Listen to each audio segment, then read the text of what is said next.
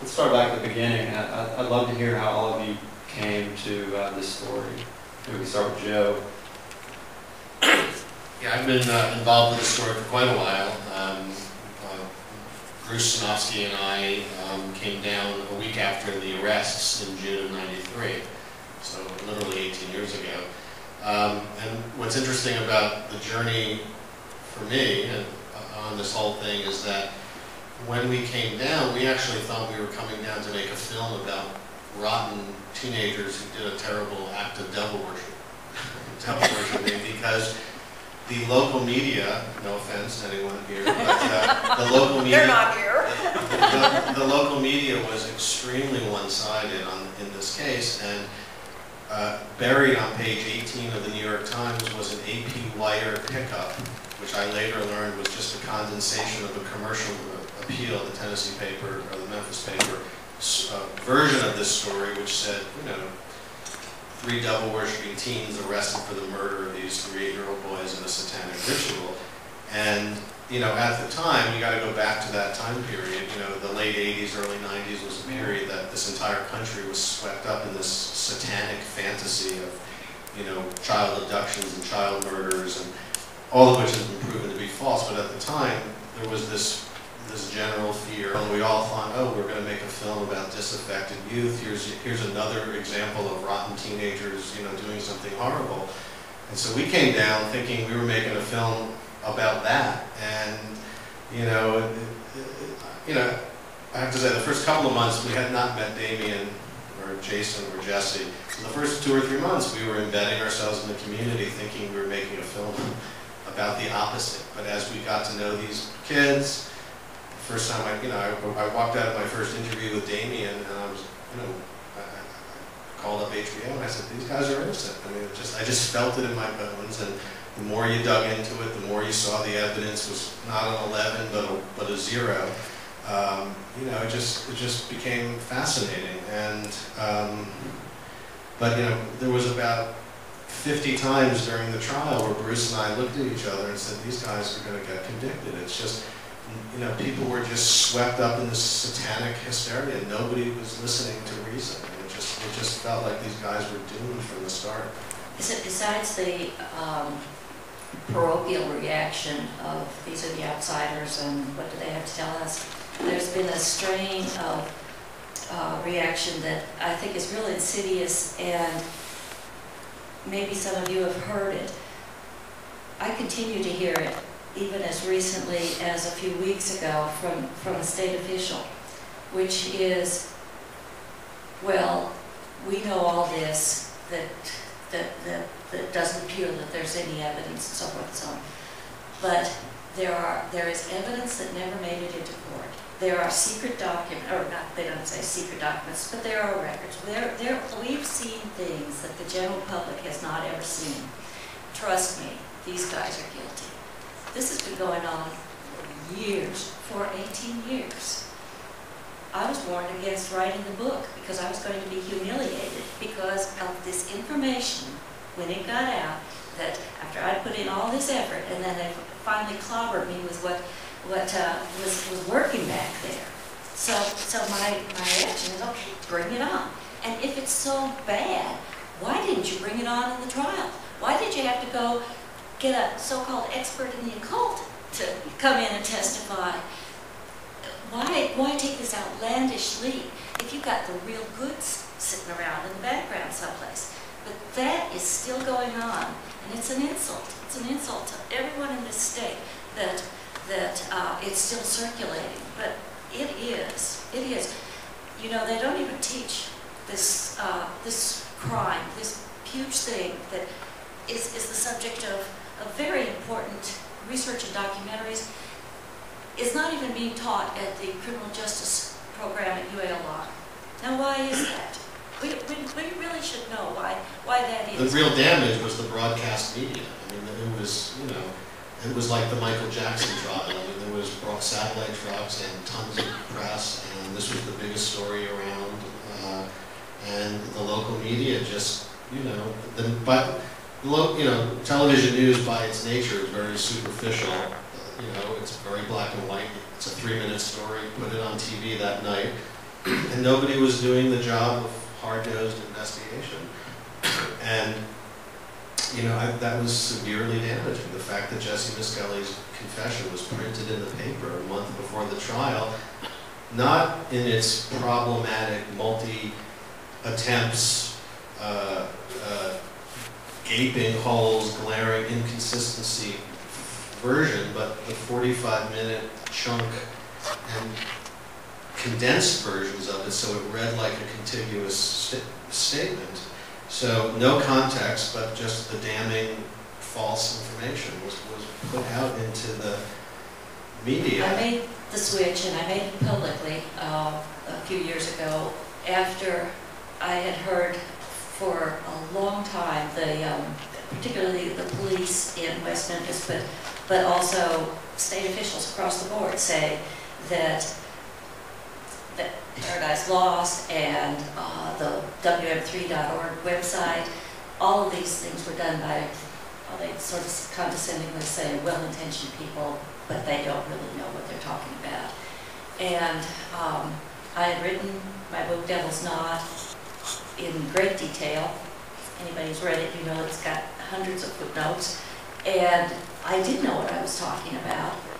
And I think in the face of the silence of the Democrat Gazette in particular and other media, I decided to, I had done my reporter's job, and I decided to do my citizen's job, and that was to say, I am here and I do know what I'm talking about, and you cannot dismiss me that way, so let's get on with it.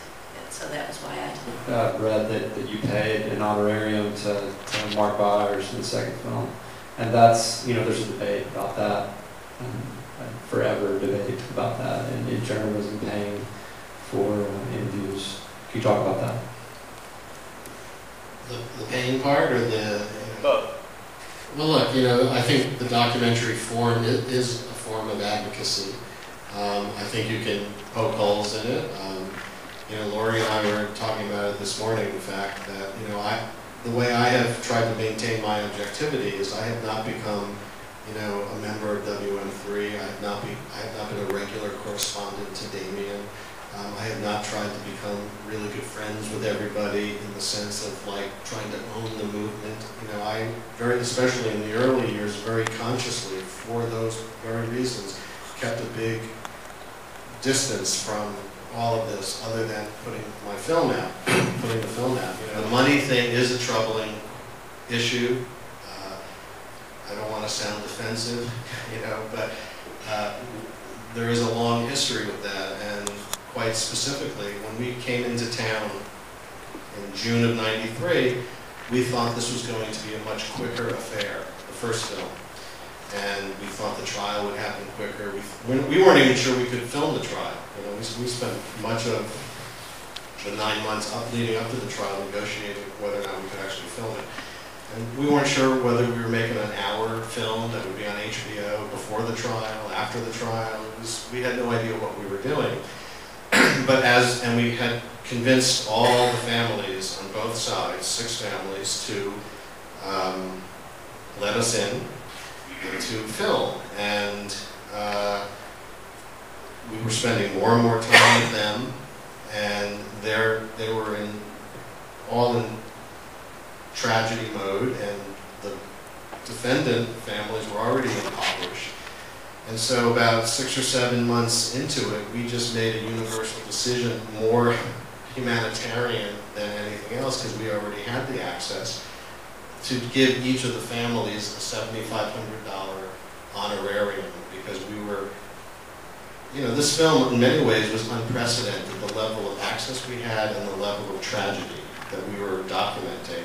And here we were coming into town, obviously being well paid to make our movie, dealing with people who didn't know where their next meal was coming from. And so instead of favoring one family or the other, we made a universal decision to give out $7,500 to each of the 6 family victims and defendants. And unfortunately, though, that set up an expectation.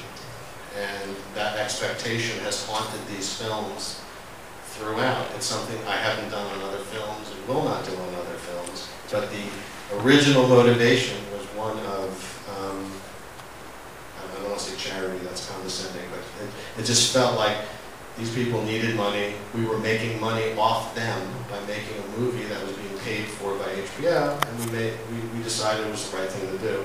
And the second film came around, and the third, and other projects, like there's a Dimension Films version of Mara's book, you know, the hands were out. And unfortunately, the genie came out of the bottle and it was hard to put back in. And it's a complicated issue that I'm uncomfortable with, and there it is.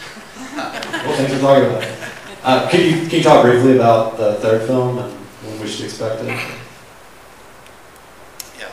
You know, the third film we've been actually filming since 2004, in theory. I mean, there hasn't been a lot over certain years, but the third film is going to tell the whole story over an 18-year history.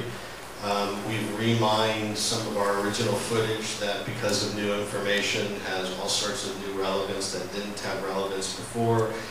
We kind of tell the story of, you know, the film coming out, its impact, you know, the book, the website, the celebrity involvement. I mean, we tell that story, but on top of that, we also are now, with very clear eyes, over an 18-year period, looking at all the glaring problems with this case, you know, leading through the, you know, Arkansas Supreme Court hearing recently. Yeah, I mean, we almost, it was 2 weeks before the trial and we still hadn't gotten permission, and we just, you know, we kept at it, and at one point we saw an opportunity. This will sound terrible, I don't think I've actually ever talked about this before, but we saw an opportunity because we were at a meeting, we were filming a meeting when they were talking about security, and they were wondering about how they were, because there was a change of venue to Corning, and the Corning court wasn't, didn't have the right equipment, and they were wondering about the PA system. And so we chimed in and we said, you know, if you let us film, we can provide a really sophisticated PA system. And I honestly believe that was the thing that turned it all. They knew that we wanted to film and they were considering it, and I think we were already halfway there, so I don't want to lay it all on that, but it just popped into our heads, and we suggested that we would install the PA system, which we did, that very professional PA system that made the trial so good to hear, is courtesy of HBO. And that was the thing that I think tipped it over the edge, and obviously I think those guys rue the day that it happened.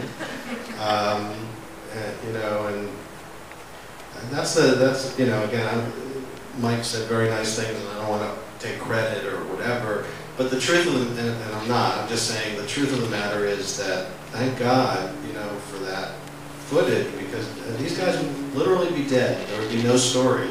And the reason I mention that is that, you know, there have been hundreds of DNA exonerations over the last couple of years, and that's just the tip of the iceberg.